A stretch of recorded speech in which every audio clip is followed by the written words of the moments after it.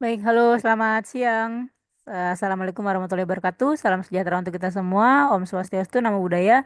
Saya Trihandayani dari SI 101 eh, akan mempresentasikan perjalanan revolusi industri secara singkat untuk memenuhi tugas atau UAS yang diberikan oleh Ibu Vika Febri Mulyati, Eskom Mkom, pada mata kuliah pengantar Sistem Informasi Bisnis.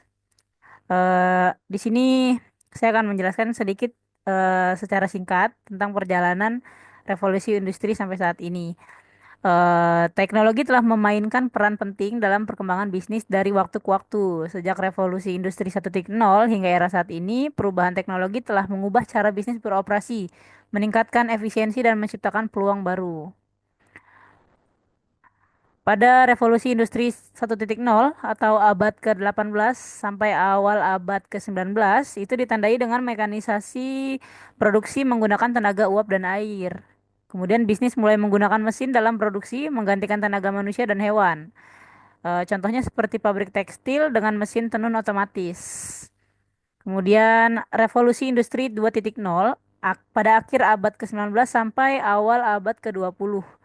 Di sini sudah ditandai dengan penggunaan listrik dalam industri mempercepat produksi pada saat itu. Pengenalan konsep produksi massal dan jalur perakitan oleh Henry Ford. Kemudian komunikasi bisnis mulai berkembang dengan adanya telepon dan telegraf pada masa itu. Kemudian ada revolusi industri 3.0 pertengahan abad ke-20 sampai awal abad ke-21. Munculnya komputer dan otomatisasi dalam proses produksi. Sudah mulai canggih menggunakan perangkat lunak untuk meningkatkan efisiensi bisnis. Kemudian internet mulai digunakan dalam bisnis untuk komunikasi dan pemasaran. Sudah jauh lebih meluas. Kemudian ada revolusi industri 4.0 atau saat ini yang sekarang sedang kita alami, yaitu digitalisasi bisnis menggunakan teknologi AI. IoT, Big Data, dan Cloud Computing. Kemudian perkembangan e-commerce juga dan bisnis berbasis digital sudah pesat. Kemudian otomatisasi yang lebih canggih termasuk robotika dalam manufaktur dan chatbot dalam layanan pelanggan sudah banyak digunakan pada saat ini. Kemudian terakhir menuju industri 5.0 atau masa depan yang akan datang. Ada kolaborasi lebih erat antara manusia dan AI dalam bisnis atau mungkin dengan robot gitu.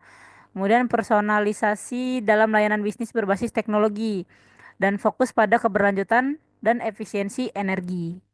Di sini kemungkinan sumber daya manusia sudah susah mencari pekerjaannya, teman-teman. Baik, kesimpulannya di sini adalah teknologi terus berkembang membawa dampak besar dalam dunia bisnis. Adaptasi dan inovasi menjadi kunci bagi perusahaan agar tetap bersaing di era digital. Dengan memahami sejarah perkembangan teknologi, bisnis dapat lebih siap menghadapi tantangan dan peluang di masa depan.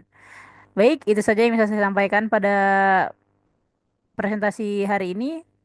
Lebih kurangnya saya mohon maaf. Terima kasih. Selamat siang.